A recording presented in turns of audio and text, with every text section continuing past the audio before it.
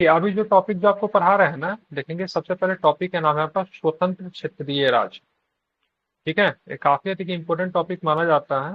Reason क्या है कि आप क्या होता है ना, 1707 में औरंगजेब का डेथ हो जाता है। ठीक है, और जिस समय औरंगजेब की जिस समय डेथ होती है, उस समय औरंगजेब का उम्र जो होता है 90 के आसपास होता है। ठीक है, उसके बच्चे के उम्र जो होते हैं वही लगभग 70 के आसपास होते हैं। ठीक है, और बहादुर शाह प्रथम की बात करेंगे तो वो पहला शासक बनता है जिसको हम लोग बहादुर शाह प्रथम कहते हैं। ठीक है, जो कि लगभग 1707 से लेके, ठीक है, 1707 से लेकर 1712 तक के शासक रहेगा। इसके बारे में कहते हैं कि आखिरी मुगल शासक था जिनके बारे में कुछ अच्छे शब्द कहे जा सकते थे। ठीक है, अब जब मुगलों ने क्या किया था ना, बहुत उनकी नीतियां जो थी जो कि क्षेत्रीय राज्यों के खिलाफ थी या फिर कुछ धर्म के खिलाफ थे, इसीलिए अब मुगल से बदला लेने के लिए कुछ राजवंशों का उदय होगा जिनको हम लोग बोलेंगे, ठीक है, जिनको हम लोग बोलेंगे विरोधी राज। ठीक है, विरोधी राज में विद्रोही राज बोलेंगे। ठीक है, एक जो होता है ना उसको बोलते हैं स्वतंत्र राज्य, जो बोलते हैं जो कि मुगलों के परिधि से बाहर का राज्य था, इनको मुगल से कभी भी कुछ लेना देना नहीं था। हाँ, एक जो राज्य जो थे ना सक्सेसर राज्य जो थे, इनके जो स्थापना करने वाले लोग जो थे वो कभी मुगलों के अधीन मतलब कार्य कर चुके थे। जैसे हैदराबाद की बात करेंगे तो हैदराबाद का जो राज्य जो था उसके संस्थापक का नाम क्या था, तो उनके संस्थापक का नाम था निजाम उल मुल्क, जिनको ना आसफ जाह के नाम पे भी हम जानते हैं। ठीक है, आसफ जाह जो थे निजाम उल मुल्क की बात करेंगे तो वजीर के तौर पे इन्होंने, ठीक है, मोहम्मद शाह के शासनकाल के दौरान इन्होंने वजीर के तौर पे कार्य किया था। लेकिन मोहम्मद साहब व्यक्ति जो था ना, वो व्यक्ति तो ठीक था, ठीक है, लेकिन वो थोड़ा रंगीला टाइप का व्यक्ति था। उनका प्रशासन में उनका ध्यान कम लगता था।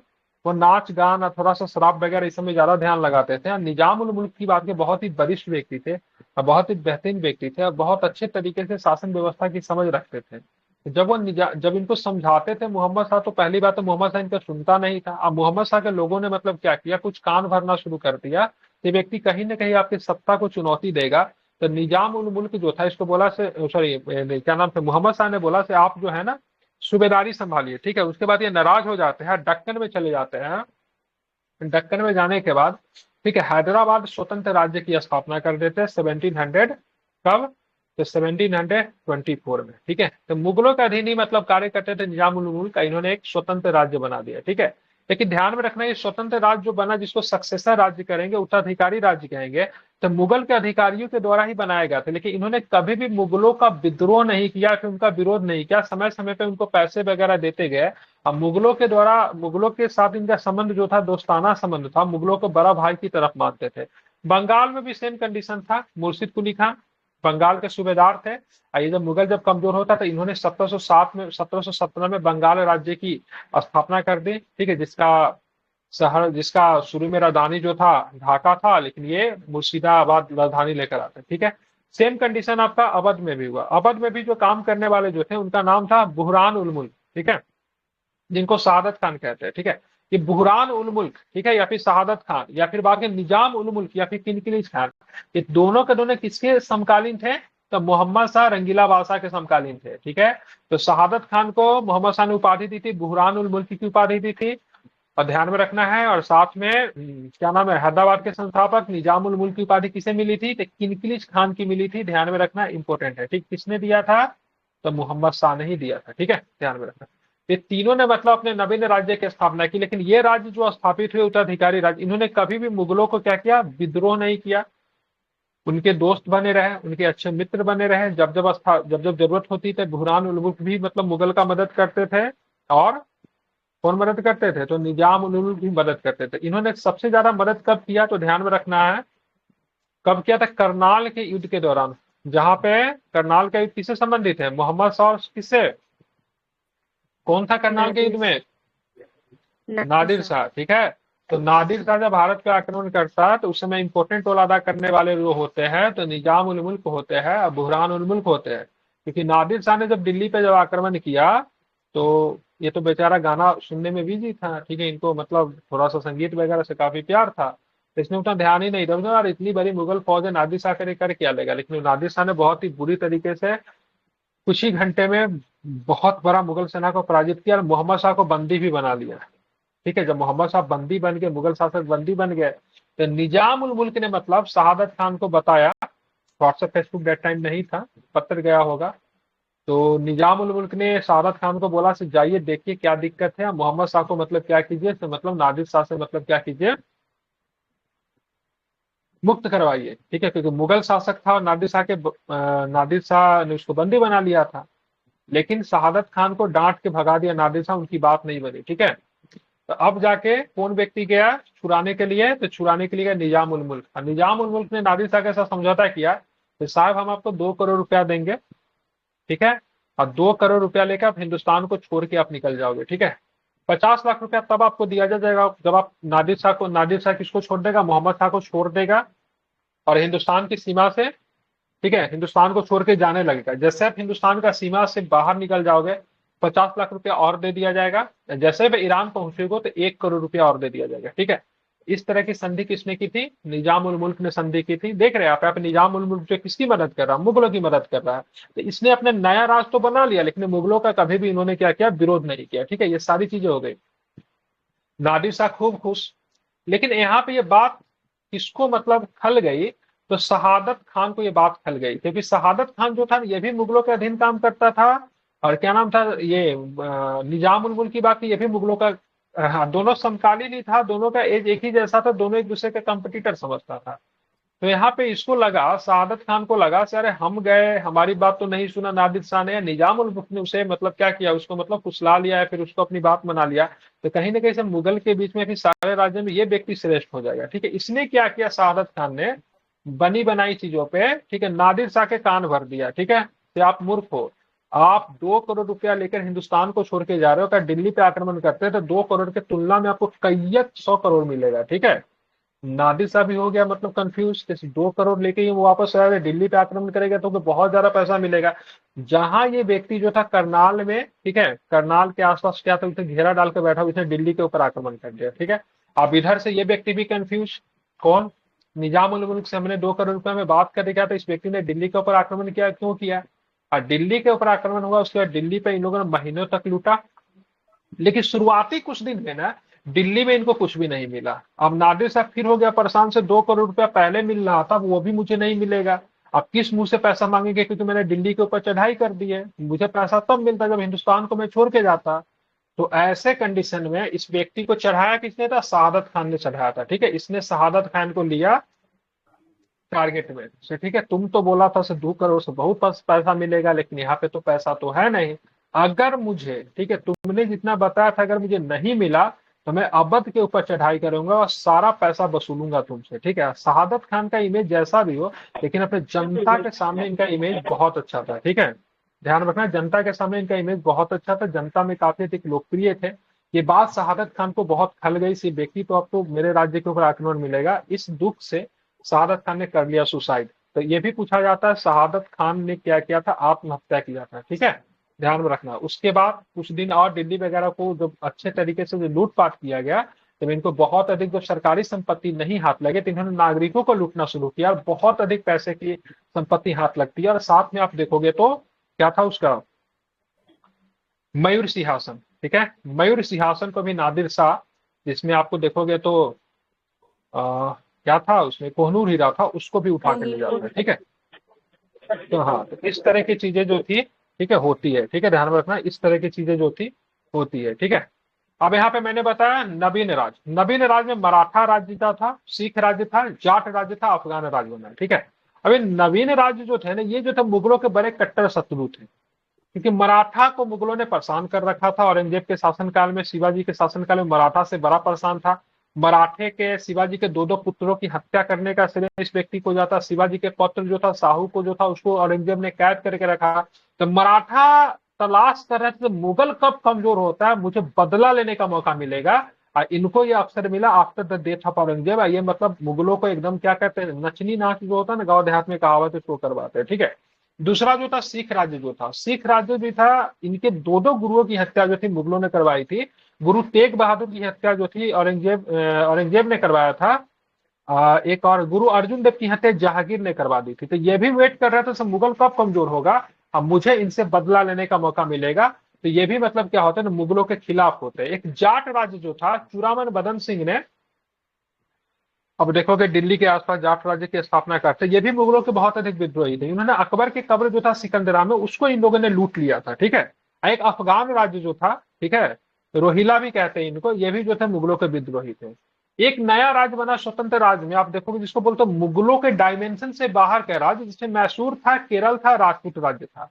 इनका मुगलों से कुछ लेना देना नहीं था, क्योंकि मैसूर राज टीपू सुल्तान हैदर अली के नेतृत्व में बाद में उदय होता है। मुगलों से इनका कोई भी वो नहीं था। त्रावणकोर स्टेट वगैरह को राजा मार्तंड वर्मा जो थे उनको यूनिफाइड करके केरल राज्य की स्थापना करते हैं।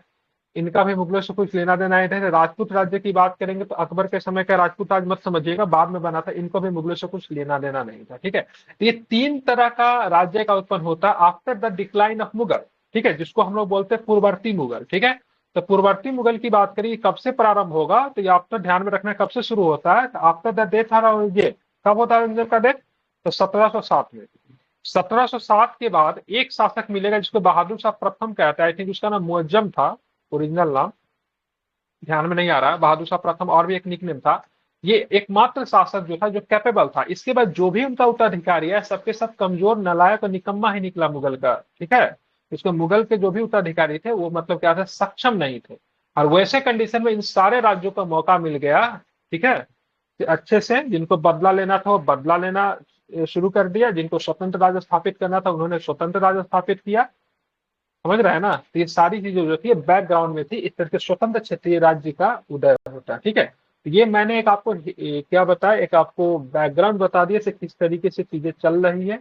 और जेब के डेथ के बाद अब जो है हम लोग आएंगे इसे कॉन्सेप्चुअल चीजों पे देखेंगे से किस तरीके से चीजें हुई। अब कॉन्सेप्ट क्या था ना, उसको समझने की कोशिश हम लोग करेंगे, ठीक है। अब आते हैं कॉन्सेप्ट पे आते हैं, ठीक है। अब कॉन्सेप्ट करवाता हूँ आपको यहाँ से, ठीक है। जो जो कहानी मैंने बताई है उससे अब आप लोग कनेक्ट करके देखिएगा क्या था। देखिए यहाँ पे 1707 में औरंगजेब की मृत्यु के पश्चात उत्तर मुगल काल में मुगल बादशाह मात्र प्रतीकात्मक रह गए थे, ठीक है। उत्तर मुगल काल समझ रहे, इसका मतलब क्या, पूर्ववर्ती मुगल, मतलब औरंगजेब के डेथ के बाद प्रतीकात्मक रह गए, मतलब वो प्रतीक तो रह गया। अब 1857 की क्रांति में बहादुर शाह जफर का क्या औकात था, कुछ नहीं था। लेकिन प्रतीक के तौर पर हिंदुस्तान का बादशाह किसे घोषित किया गया था? बहादुर शाह जफर को ही घोषित किया गया था ना, सेकेंड को। हाँ, भला ही कोई नौकर भी इनका बात नहीं सुनता था, वो दूसरी बात है, लेकिन बादशाह वही थे, ठीक है। और उनकी सत्ता की भागदौड़ की बात करें, दो गुटों में बट गया था। दो गुट थे, एक ईरानी गुट थे, एक जो था तुरानी गुट, ठीक है। और उस समय जो हिंदुस्तानी मूल के अमीर जो थे ना, तो उनके पास आप देखोगे बहुत अधिक शक्ति आ जाती है, जिनको सैयद ब्रदर्स के नाम से जानते हैं, जिनको सैयद बंधु कहते हैं। इतिहास में इनको शासक निर्माता या फिर नृत्य निर्माता या फिर किंग मेकर की भूमिका के तौर पर जानते हैं। इन्होंने बहुत सारे शासक को बनाया, बहुत की हत्या भी करवा दी, ठीक है। सैयद ब्रदर्स। बिहार के, क्या? ये बिहार के प्रशासक थे ना, सैयद बंधु। हाँ, बिहार से इनका संबंध रहा था, ठीक है। ये हिंदुस्तानी मूल के अमीर जो थे सैयद बंधुओं के पास आ गए। 18वीं शताब्दी के प्रारंभ में वैभवशाली मुगल साम्राज्य का पतन तेजी से होने लगा। अब मुगल साम्राज्य इन्हीं अवशेषों पर अनेक क्षेत्रीय राजनीतिक शक्तियों का प्रादुर्भाव हुआ, जिनमें कई स्वतंत्र राज्य अस्तित्व में आए। इन राज्यों को हम लोग डिटेल्स में आप समझते हैं। तो मैंने क्या बताया, हैदराबाद। हैदराबाद का फाउंडर आप थोड़ा आप लोग बताइए, हैदराबाद का फाउंडर कौन था? किनक्लिच खान। किनकिलिच का, ठीक है। तो हैदराबाद के स्वतंत्र राज्य को आसफ जाही राजवंश का संस्थापक की बात करेंगे तो निजाम उल मुल्क या फिर किनकिलिच खान को कहते हैं। निजाम उल मुल्क तुरानी गुट का था। उसने सैयद बंधुओं के पतन में महत्वपूर्ण भूमिका निभाई। अब सैयद बंधु की बात करेंगे, सैयद बंधु ने फारुखसियर को शासक बनाया था। बाद में मराठों के साथ मिलकर फारुखसियर की हत्या भी करवा दी थी। तो जब मोहम्मद शाह जब शासक बना तो उसमें भी सैयद बंधु का इंपॉर्टेंस था। लेकिन मोहम्मद शाह ने जाना से भाई साहब इसका रिकॉर्ड जो है ना, पास रिकॉर्ड बहुत खराब है। पहले तो ये शासक बनवाते हैं और फिर उसकी हत्या करवा देते हैं। तो मोहम्मद शाह क्या किया, किनकिलिच खान से तो उसकी दोस्ती तो ऑलरेडी थी। किनकिलिच खान बहुत अच्छा मित्र था, मैंने पीछे भी आपको बताया। तो किनकिलिच खान से प्लान बना के कहा था सैयद बंधु को निपटा देना चाहिए। उसने सैयद बंधु की ही क्या कर दी, हत्या करवा दी, ठीक है। तो निजाम उल मुल्क मुगल बादशाह मोहम्मद शाह द्वारा दक्कन में सूबेदार नियुक्त किए गए थे। कब से कब तक है दक्कन में सूबेदार? तो 1720 से 1722 तक, ठीक है। ये सूबेदार बनने नहीं थे, ये क्या थे अब देखेंगे आप। एक जो पद जो होता था ना, वजीर का पद होता था, ठीक है। वजीर के पास में देखेंगे तो डिफैक्टो पावर होता था। ये प्रशासन का मतलब क्या होते थे, प्रमुख होते थे, just like a prime minister को रोला करते थे। लेकिन जब मोहम्मद शाह के शासनकाल में जब ये जो थे किनकलिज खान थे ना, मोहम्मद शाह ने अपने आप को क्या समझने लगा, थोड़ा सा इनसिक्योरिटी होने लगी थी कि कहीं ये व्यक्ति कहीं शासक न बन जाए हमें हटाकर, इसलिए उनको क्या बोलता है, सब दक्कन जाइए वहां का सूबेदारी संभालिए। ठीक है, तो नाराज होकर व्यक्ति दक्कन जाता है सूबेदारी संभालने के लिए, लेकिन बोलता है ऐसे यार यार इस व्यक्ति से तो कुछ होने वाला तो नहीं, दक्कन में हम इसको रिप्रेजेंट क्यों करें, हम अपना ही मतलब क्यों एक स्वतंत्र राज्य की स्थापना कर दे। ठीक है, तो जाता है दक्कन में सूबेदारी संभालने के लिए, लेकिन क्या कर देता है, एक स्वतंत्र राज्य की स्थापना कर देता है जिसका नाम था हैदराबाद। हैदराबाद स्वतंत्र राज्य की स्थापना कब हुई, तो क्या बताओगे? 1724। 1724 में। ठीक है, और कौन सी उपाधि मिली थी, तो निजाम उल मुल्क की उपाधि मिली। ठीक है, तो निजाम उल मुल्क ने केंद्रीय सरकार में अपनी स्वतंत्रता को खुलेआम घोषणा कभी भी नहीं की। मैंने बोला ना, तो कभी भी इसने मुगलों का विरोध नहीं किया।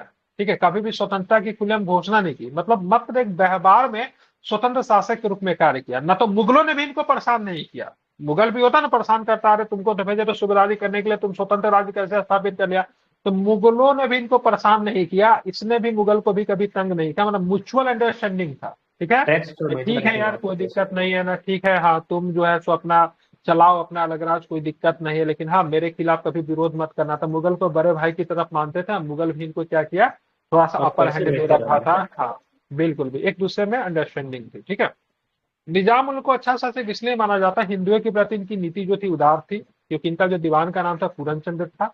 दीवान जस्ट लाइक इनके राजस्व का वित्त मंत्री की तरह रोल करता था, राजस्व की सारी रेवेन्यू पावर होती थी, दीवान के पास प्रमुख पद माना जाता था, तो पूरन चंद्र जो थे इनके दीवान थे। आप ध्यान में रखेंगे, निजाम उन्होंने दक्कन में जागीरदारी प्रथा को अपनाया तथा राजस्व व्यवस्था में निहित भ्रष्टाचार को समाप्त करने का भी प्रयास किया। जागीरदारी प्रथा क्या थी, मतलब जो हाईएस्ट जो बोली लगाते थे, ठीक है, जो सबसे अधिक बोली लगाने वाले लोग होते थे, उनको मतलब लैंड से रेवेन्यू वसूलने का अधिकार दे दिया जाता था, उनको जागीरदारी व्यवस्था कहते थे। ठीक है, तो इन्होंने शुरू किया था दक्कन में, लेकिन एक लड़ाई हो जाती है, फिर सकुर खेरा का युद्ध, ये काफी इंपॉर्टेंट है, ध्यान में रखना है। ठीक है, सकुर खेरा का युद्ध क्या होता है, अब मुगल ने मतलब क्या किया ना, सोचा था थोड़ा सा ट्राई करके देखते हैं, दक्कन में स्वतंत्र राज्य का स्थापना तो कर, लेकिन दक्कन से रेवेन्यू वगैरह आना कम हो गया, तो मुगल बादशाह ने क्या किया ना, एक व्यक्ति को भेजता है, ठीक है, मुबारिज खान को। हालांकि इसमें मुगल का गलती कम रहा, मुबारिज खान ज्यादा कोशिश कर रहा है दक्कन पे कंट्रोल करने के लिए। ठीक है, तो सकुर खेरा के में मुबारिज खान को भेजा गया, तो ध्यान में रखना है। तो यहाँ पे मुबारिज खान को क्या हुआ, परास्त कर देते हैं। ठीक है, मुबारिज खान को 1724 में क्या होता है, परास्त होता है, किससे, निजाम उल्क से। और तब पचार मुगल बादशाह ने निजाम उल्क को दक्कन का पूरी तरीके से सूबेदार बना दिया, ठीक है, वायसराय बना दिया, और कौन सी उपाधि दी, कौन सी उपाधि दी, आसफ जा की उपाधि दी। ठीक है, तो इनका नाम आसफ जा था, इनका नाम किनकलिज खान था, इनका नाम था निजाम उल मुल्क भी था। ठीक है, अब यहाँ पे ध्यान में रखेंगे 1748 में क्या होता है, निजाम उल मुल्क की मृत्यु हो जाती है। अब यहाँ पे हैदराबाद और कर्नाटक में दोनों को लेकर क्वेश्चन शुरू हो जाता है कि हैदराबाद में नासिर जंग और मुजफ्फर जंग था, और कर्नाटक में कौन था, चंदा साहब अनवरुद्दीन था।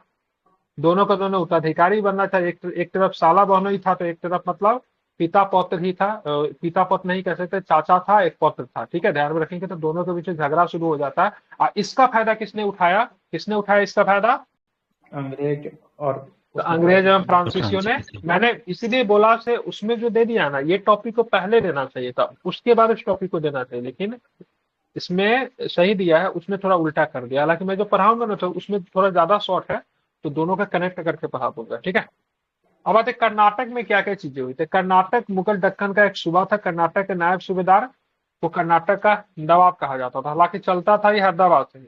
दिल्ली की सरकार से स्वतंत्र होकर, ठीक है, ध्यान रखें, सदातुल्ला खान ने अरकाट को अपनी राजधानी बनाया था। इस शहादत खान नहीं है, ठीक है, कौन है, सादतुल्ला खान है। ठीक है, सादतुल्ला खान के बाद उत्तराधिकारी के संघर्षों को लेकर कर्नाटक की स्थिति बिगड़ती गई। परिणाम स्वरूप कर्नाटक के उत्तराधिकार का, प्रश्न। ठीक है, कर्नाटक का उत्तराधिकार का प्रश्न अंग्रेजों और फ्रांसीसियों के मध्य में क्या हुआ, राजनीतिक हस्तक्षेप का कारण बना। अंततः कर्नाटक के नवाब मोहम्मद अली और उनके उत्तराधिकारी पर ब्रिटिश गवर्नर लॉर्ड वेलेस्ली ने षड्यंत्रात्मक पत्राचार का आरोप लगाकर राजगद्दी के अधिकार को छीन लिया था। आगे चलकर वेलेस्ली ने, ध्यान में रखना है, ठीक है, अब वेलेस्ली किस प्रकार के प्रशासन के लिए जाना जाता था, वेलेस्ली ने क्या शुरुआत की थी भारत में, सब्सिडरी अलायंस, ठीक है, जिसको हम लोग क्या बोलते हैं, सहायक संधि। ठीक है, तो कर्नाटक को सहायक संधि के द्वारा वेलेस्ली के द्वारा मिला लिया गया था। ठीक है, अब आते बंगाल। बंगाल में इसी तरह की स्वतंत्र राज्य की स्थापना करने का श्रेय किसे जाता है, तो क्या बताएंगे, मुर्शिद कुली खान। मुर्शिद कुली खान का ये व्यक्ति भी मुगल के अधीन ही सूबेदार के तौर पे काम कर चुका था, ये भी मुगल का अधिकारी ही था। तो 1700 में मुगल सम्राट औरंगजेब के द्वारा मुर्शिद कुली खान को बंगाल का दीवान नियुक्त किया गया था। कब किया गया था? 1700 के द्वारा, ठीक है। 1700। किसके द्वारा? औरंगजेब के द्वारा। बीच में औरंगजेब निपट गया 1707 में, तो इनको भी लग गया था भाई साहब अब मुगलों के अधीन कुछ रखा नहीं है, तो इन्होंने 1717 में, ठीक है, खुद को मतलब बंगाल का मतलब शासक घोषित कर दिया, ठीक है, ध्यान रखेंगे, तो ठीक इसके है। बाद सूबेदार बनता है ना, उसके बाद हाँ, होता है। सूबेदार बनता है, लेकिन सूबेदार बनने के बाद एक तरह से देखेंगे फ्री तौर पे ही चलाना शुरू कर देता है। तो बंगाल का दीवान लिख दिया। इसमें बंगाल का सूबेदार कौन था? अजीमुद्दीन था। ध्यान रखें, अजीमुद्दीन कौन है? तो उसका पोता था औरंगजेब का, जो राज जो दरबार बाद से में संबंधित पटना होने के बना। कारण प्राय दिल्ली में रहता था, ठीक है। हाँ, तो बंगाल की वास्तविक शक्ति मुर्शिद कुली खान के पास थी। मुगल सम्राट फारूक शाह ने मुर्शिद कुली खान को 1770 में बंगाल का सूबेदार नियुक्त किया, जिसने आगे चल के मुगल साम्राज्य की कमजोर स्थिति का फायदा उठाकर स्वतंत्र बंगाल राज्य की नींव रखी, ठीक है। मुर्शिद कुली खान के शासन के दौरान केवल 3 विद्रोह हुए। पहला विद्रोह सीताराम राय, जो कि जमींदार था, उदय नारायण और गुलाम मोहम्मद ने किया। दूसरा शुजात खान ने, और तीसरा की बात करेंगे नजात खान ने किया था। पहला जो था जमींदारों का विद्रोह था, ठीक है, जिसमें कौन कौन थे? सीताराम राय, उदय नारायण और गुलाम मोहम्मद था। दूसरा जो था शुजात खान का विद्रोह था। तीसरा जो था विद्रोह जो था नजात खान का विद्रोह था। 3 विद्रोह हुए थे। मुर्शिद कुली खान ने एक काम किया, बंगाल की राजधानी जो थी ढाका हुआ करती थी, बंगाल की राजधानी ढाका को उठाकर कहाँ ले आया था? तो मुर्शिदाबाद को इसने बंगाल की राजधानी बनाई थी, ठीक है। अब मुर्शिद कुली खान ने राज्य की प्रशासनिक व्यवस्था में सुधार करते हुए राज्य की वित्तीय व्यवस्था में नए सिरे से मतलब क्या किया? प्रबंध किया। और उसने नए भू राजस्व बंदोबस्त के जरिए जागीर भूमि के बड़े हिस्सों को खालसा भूमि, ठीक है। तो खालसा भूमि का मतलब होता है, इसे 68 यूपीएससी में प्रश्न पूछा था, वैसा भूमि जो कि राज्य के अधीन हो। अब बोलोगे राज्य के अधीन का मतलब क्या? मतलब सरकारी भूमि जिसपे कर डायरेक्ट किसके पास होता है? राजा के पास जमा हो, शासक के पास जमा हो, वैसे वैसे भूमि को खालसा भूमि कहते हैं, ठीक है। मतलब प्रत्यक्ष रूप से बादशाह के नियंत्रण में रहने वाली भूमि को खालसा भूमि कहते हैं, ठीक है। जैसे आप पढ़ोगे ना मेडिवल इंडिया, तो अलाउद्दीन खिलजी ने राज्य के सारे ही भूमि को खालसा भूमि में तब्दील कर दिए थे, ठीक है। जितने भी इनाम ईमान को, विद्वानों को मिलने वाले जो भी भूमि जो थे, मस्जिद वगैरह को जो भी भूमि जो, सारे भूमि को वापस लेकर सारे ही भूमि को खालसा भूमि में उसने तब्दील कर दिए थे। और इसने क्या किया? तो यहाँ पे इसने ध्यान रखना, तब्दीली कर दिया और साथ में ठेके पर भू राजस्व वसूली की नई प्रणाली, इजारेदारी व्यवस्था की शुरुआत की, ठीक है। इसने और भी ये किया था, ठीक है, तकावी ऋण की शुरुआत किया था, ठीक है। ध्यान रखना, तकावी ऋण। तकावी ऋण क्या होता था? ये खेती करेंगे तो खेती करने के लिए क्या होगा? पहले बीज खरीदना पड़ेगा, खाद खरीदना पड़ेगा, खेती का जैसे टूल्स मेडिएवल में भी खरीदना था। पड़ेगा, ठीक है। क्या? तो सर मध्यकालीन में भी था ना तकावी वाला।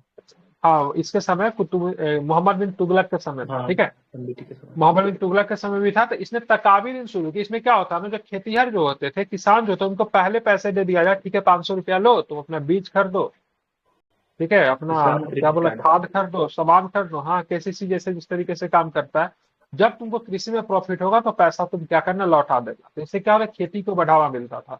इसने बंगाल में कौन सी व्यवस्था शुरू की? तकावी ऋण की व्यवस्था शुरू की, ठीक है। 1770 में मुर्शिद कुली खान की मृत्यु के पश्चात उसका दामाद शुजाउद्दीन, ये नाम काफी इंपॉर्टेंट है, शुजाउद्दीन जो था बंगाल का नवाब बना। और शुजाउद्दीन के बाद उसका बेटा जो था बंगाल का नवाब बना, जिसका नाम था सरफराज खान, ठीक है। तो सबसे पहले सरफराज खान कौन हो गया? तो सरफराज खान की बात करेंगे तो नाती हो गया इसका मुर्शिद कुली खान का, ठीक है। तो सरफराज खान जो था ना, वहां पे आप ध्यान में रखोगे, सरफराज खान के समय में एक लड़ाई हो जाती है, किसके साथ? तो अलवर्दी अलवर्दी। खान के साथ, ठीक है। गिरिजा। अलवर्दी खान के साथ, अलवर्दी खान जो था ना, बिहार का ना नायब सूबेदार था, ठीक है। इसको किसने बनाया था? शुजाउद्दीन ने बनाया था। किसने बनाया था? शुजाउद्दीन ने बिहार का नायब सूबेदार जो था अलवर्दी खान को बनाया था। लेकिन 1740 में बिहार के नायब सूबेदार अलवर्दी खान के साथ सरफराज खान की, ठीक है, लड़ाई होती है। इस लड़ाई को गिरिया का युद्ध कहते हैं। काफी अधिक इंपॉर्टेंट युद्ध है, पूछता है एग्जाम में, ध्यान में रखना, इसको रख लीजिए, गिरिया का युद्ध, ठीक है, 1740 में। और यहाँ पे क्या होता है? तो बंगाल के नायब का पद हस्तगत कर लिया, मतलब क्या, हथिया लिया, ठीक है। उसने तत्कालीन मुगल सम्राट को बोला से, देखिए भाई साहब, हमको बंगाल का परमानेंट सूबेदार रहने दीजिए, इसके बदले में आपको कुछ चाहिए तो वो ले लो। तो 2 करोड़ रुपए जो थे नजराना दिया, ठीक है। नजराना है जस्ट ए गिफ्ट। अगर आप किसी को नजराना दे रहे हो तो आप केवल गिफ्ट नहीं दे रहे हो, ठीक है। नजराना देने का मतलब हम आपकी अधीनता स्वीकार करते हुए आपको हम गिफ्ट दे रहे हैं, ठीक है। गिफ्ट क्या हुआ? गिफ्ट नॉर्मली किसी को देखते हैं, लेकिन नजराना अगर किसी व्यक्ति को दे रहे हैं तो आप उसको रिस्पेक्ट दे रहे हो, आप उनकी अधीनता स्वीकार कर रहे हो, उनको खुश करने के लिए आप गिफ्ट दे रहे हो, ठीक है। तो इन्होंने मुगलों के खिलाफ इन्होंने भी विद्रोह नहीं किया, हालांकि अपने पद को सुरक्षित करने के लिए कितने रुपए में अपने पद को नजराना देकर खरीद लिया, तो क्या बताएंगे? 2 करोड़। 2 करोड़। ठीक है, ध्यान में रखना। अब मराठों के हमलों में दबाव में आकर अलाउद्दीन खान ने रघु जी से 1751 में उड़ीसा का एक बड़ा प्रांत की बात करेंगे, एक बड़ा भाग की बात करेंगे, वार्षिक चौथ के रूप में एक निश्चित धनराशि देकर मराठों से क्या कर ली? संधि कर ली। ठीक है, अब आते इसी के क्रम में जो अगला शासक जाएगा 1756 तक ये रहेगा। कब तक रहेगा ये? अलाउद्दीन खान कब तक रहेगा? तो 1756 तक रहेगा। 1756 में इसका जो था, ठीक है, इसका कोई बेटा नहीं था। ठीक है, इसका कोई बेटा नहीं था, इसका नाती था। ठीक है, जिसको दौहित्र कहते हैं। इसका नाम था सिराजुद्दौला। वो शासक बनता है 1756 में। तो अलाउद्दीन खान ने अंग्रेजों तथा फ्रांसीसियों के क्रम से कलकत्ता और चंदननगर में किलेबंदी की अनुमति नहीं दी थी, ध्यान में रखना है।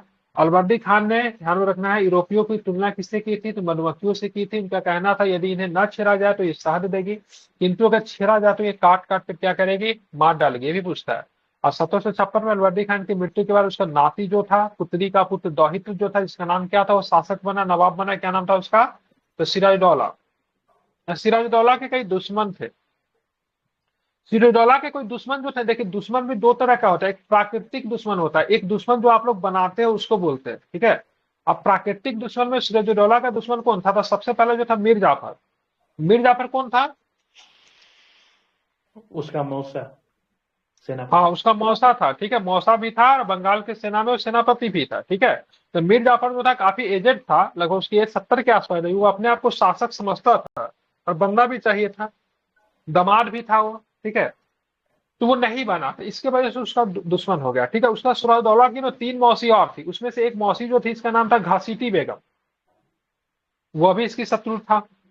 उसके बाद पूर्णिया का नवाब जो था ना, इसका मौसेरा भाई था। ठीक है, या फिर चचेरा भाई था, सॉरी, इसका नाम था शौकत जंग, ये भी इसका दुश्मन था। ये सबके सब इसका विरोधी थे। उसके बाद कुछ का इसने विरोधी बना लिया। तो दरबार में ना कुछ, ये मात्र 20 साल का लड़का था। 20 साल का लड़का क्या होता है? जोशीला नौजवान होता है, लोगों का मजाक उड़ाता, मजाक उड़ाता था। वरिष्ठ वरिष्ठ अधिकारी को क्या करता था ना, ये दरबार में खुद उसका मजाक उड़ाता था। जगर से के बैंकर थे, उसका भी इसने मजाक उड़ाया था। ठीक है, राज वल्लभ हो गया, जगर सेठ हो गया, तो ये सब जो था ना बैंकर थे। ठीक है, इन सब का इससे दुश्मनी जो थी इसने खुद बना रखी थी। तो जिसके वजह से ये सबके सब जो पहला जो लड़ाई होता प्लासी की लड़ाई, तो राज वल्लभ, जगर सेठ, ठीक है, ये क्या नाम है इसका, मीर जाफर, सबके सब जो थे ब्रिटिश सेना का साथ देते थे। ठीक है, तो बंगाल की सेना का सेनानायक मीर जाफर था। ध्यान में, इन सभी ने सिराजुद्दौला के विरुद्ध प्लासी युद्ध में अंग्रेजों का साथ दिया। अब इसी बीच क्या होता है ना, घटना जो शुरू होती है, सबसे पहले अंग्रेजों के मध्य क्या होता है, मतभेद जो शुरू होता है एक घटना से शुरू होती है जिसका नाम था ब्लैक हॉल की घटना। ध्यान में रखना है। तो सिराजुद्दौला के समय 20 जून 1756 को ब्लैक होल की घटना हुई, जिसका उल्लेख एक अंग्रेज अधिकारी हॉलवेल ने किया, जो कि पेशा से एक डॉक्टर था। ठीक है, हॉलवेल का कहना था नवाब ने एक छोटी सी कोठरी में 146 ब्रिटिश को बंद कर दिया, अंग्रेजों को बंद करे, जिसमें से मात्र 23 ही जिंदा बचे। ठीक है, जून के समय में बिहार में, बंगाल में कितनी गर्मी होती है आप भी सुन सकते हो, काफी अधिक गर्मी होती है।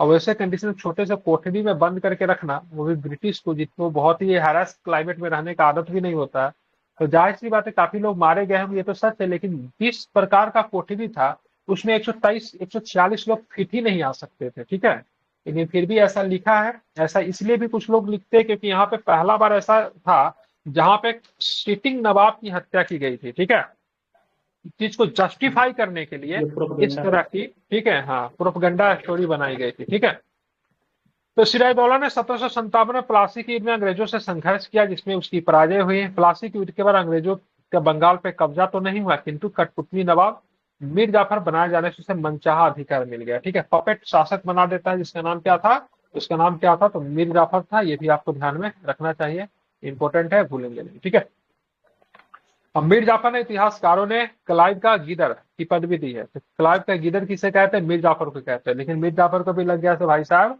कुछ हाथ लगने वाला नहीं है, क्योंकि पूरा बंगाल का क्या है, तो खजाना खाली है, तो बिना पैसे के बादशाह रहने से अच्छा ही है, तो भाई साहब स्किप करो। तो मीर जाफर के साथ इनका क्या होता है, मतभेद हो जाता है। उसके मीर जाफर का दामाद जो था मीर कासिम, उसको मतलब क्या होता है, बंगाल का शासक बना दिया। लेकिन मीर कासिम को भी ये लोग बहुत तंग करते हैं, तो मीर कासिम भी बेचारा परेशान होकर क्या करता है, तो इस क्या करता है, मुर्शिदाबाद से, ठीक है, मोहम्मदिया। राजधानी को उठाकर कहाँ ले जाता है, तो मुंगेर में लेकर जाता है। ठीक है, अब मुंगेर में जाके सोचता है ना थोड़ा सा अपने आप को सशक्त करेंगे, अब ब्रिटिश को यहाँ से भगा देंगे। तो मुंगेर में क्या करता है ना, बंदूक वगैरह का, तो बंदूक का वगैरह का कारखाना स्थापित कर लेता है।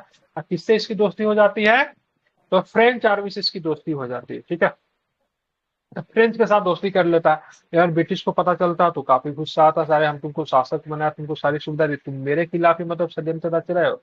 ठीक है ना, फिर इनके साथ ही मतभेद होगा। सबसे पहले पटना में मतभेद होता है, जहाँ पे कुछ ब्रिटिश अधिकारियों के एक लाइन में खड़ा करके गोली मार दी जाती है, जिसको पटना मास केयर के नाम से, फिर पटना शहार के नाम से गूगल करोगे तो आपको मिलेगा। ठीक है, लेकिन हत्याकांड। इसी समय, हाँ, पटना हत्याकांड नहीं, पटना सहार मास्केर के नाम से भी जानते हैं।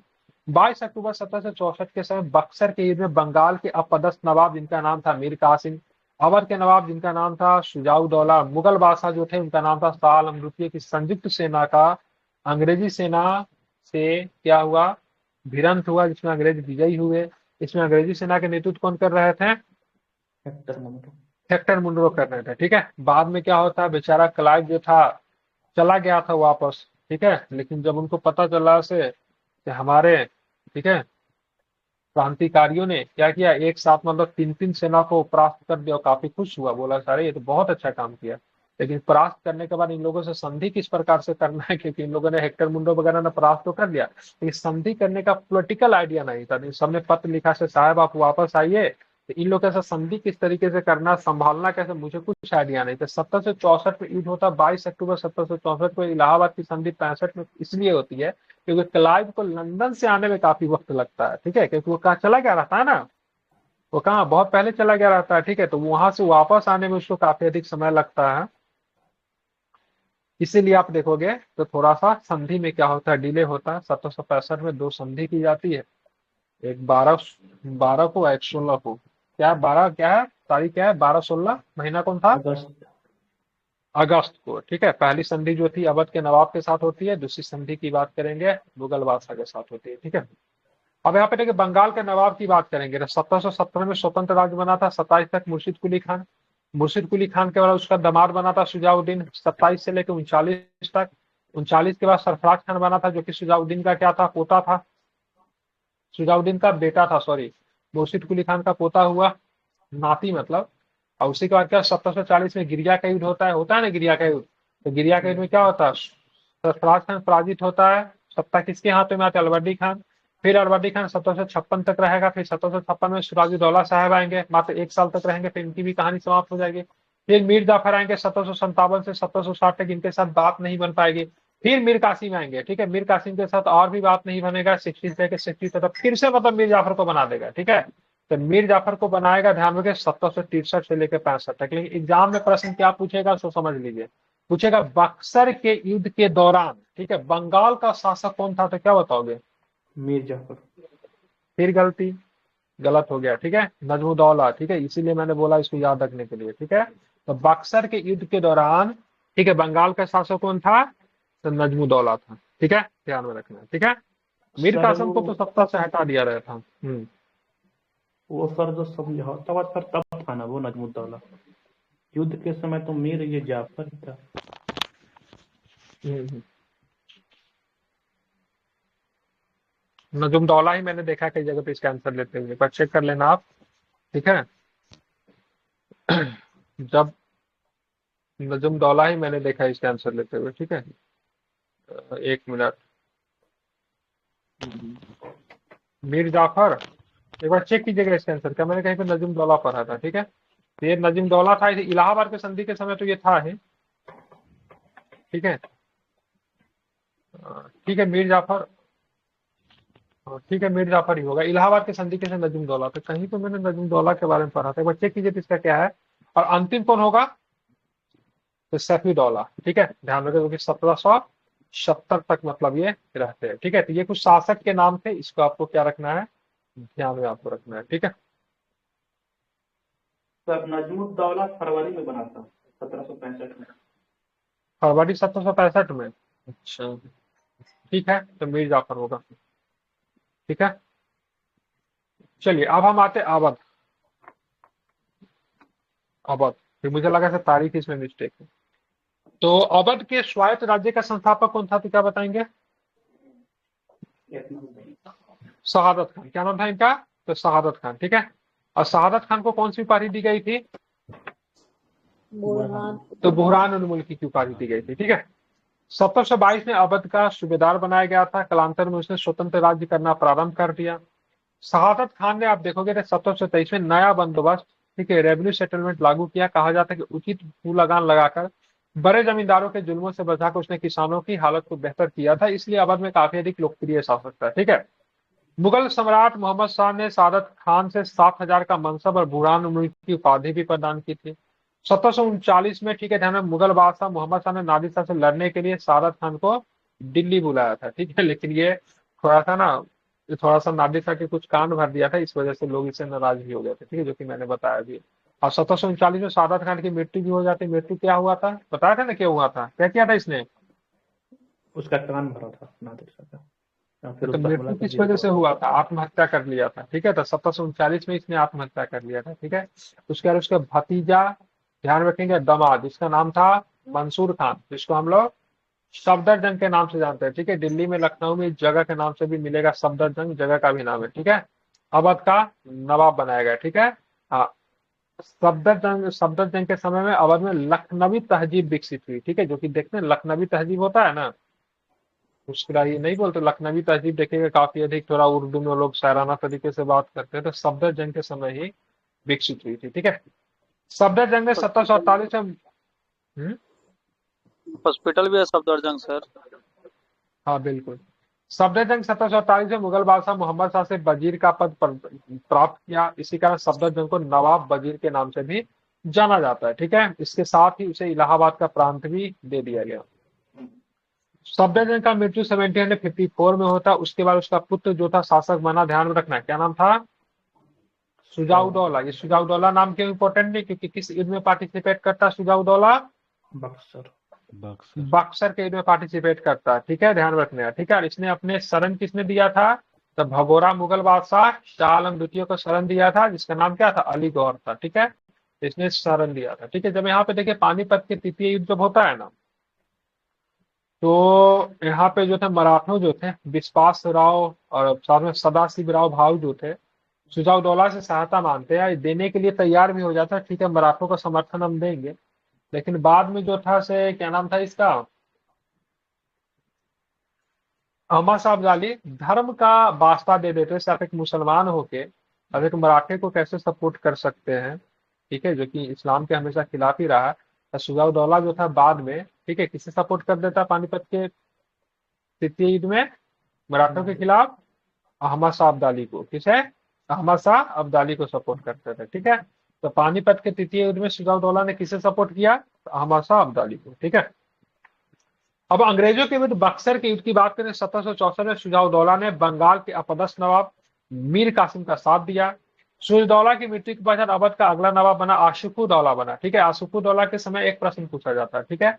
एक प्रश्न क्या पूछा जाता है? इसने क्या किया था ना, कि राजधानी को, ठीक है, फैजाबाद से उठाकर कहाँ बना दिया था? राजधानी को क्या बताएंगे? लखनऊ। बिल्कुल, ठीक है। तो ये राजधानी को कहाँ लेकर आया था? ध्यान रखें, लखनऊ। लखनऊ लेकर आता है, लखनऊ में कुछ स्थापना भी करवाता है, ठीक है। तो इसने लखनऊ में बड़ा इमाम बाड़ा भी इसने बनाया था, ठीक है, ध्यान में रखना है, ठीक है। तो 1775 से लेकर 79 तक ये था। और इसने राजधानी फैजाबाद से लखनऊ को स्थानांतरित किया। लखनऊ में इसने एक बड़ा इमाम बाड़ा भी बनाया था, ठीक है। अवध का अंतिम शासक जो था क्या था? वाजिद अली शाह थे, पता ही आपको। 47 से लेके 56 तक थे। इसी के कार्यकाल में लॉर्ड डलहौजी ने आउटरम की रिपोर्ट पे एक रिपोर्ट तैयार करता है, कुप्रशासन का आरोप लगाकर अवध का विलय ब्रिटिश साम्राज्य में कर दिया जाता है, ठीक है। अवध की तुलना चेरी के साथ किसने की थी? अवध की तुलना चेरी के साथ किसने की थी? जिसने कहा था कि ये चेरी एक दिन हमारे ही मुंह में आके गिरेगा। आई थिंक डलहौजी ने किया था, आई थिंक, ठीक है, ध्यान में रखना है, ठीक है। तो ये आउटरम कौन था? आउटरम जो था वहां का, ध्यान में रखिएगा, वहां का रेजिडेंट हुआ करता था। क्या हुआ करता था? तो आउटरम जो था वहां के रेजिडेंट। अब रेजिडेंट क्या होता था? जिस भी राज्य के साथ संधि की जाती थी, तो ब्रिटिश अपना वहां पे एक व्यक्ति को बैठा देता था रिप्रेजेंट करने के लिए, देख रेख करने के लिए, ठीक है, सहायक संधि जिनके साथ भी होता था। तो आउटरम को वहां के रेजिडेंट बनाया गया था। उसने एक सरकारी रिपोर्ट तैयार करके दिया था। उसने आरोप लगाए थे कि ये लोग जो है तो प्रशासन को ठीक से नहीं चला रहा है, और इसी को लेकर अवध का विलय कर लिया गया था, ठीक है। अब आता है मैसूर। मैसूर पढ़ा दूं कि कल पढ़ाऊंगा? कल सर। कल पढ़ा देंगे, नहीं ज्यादा हो जाएगा। ठीक है, कल सवेरे क्लास लेके ना इसको खत्म कर देंगे। 9 या 10 बजे क्लास ले लेंगे, समाप्त हो जाएगा ये।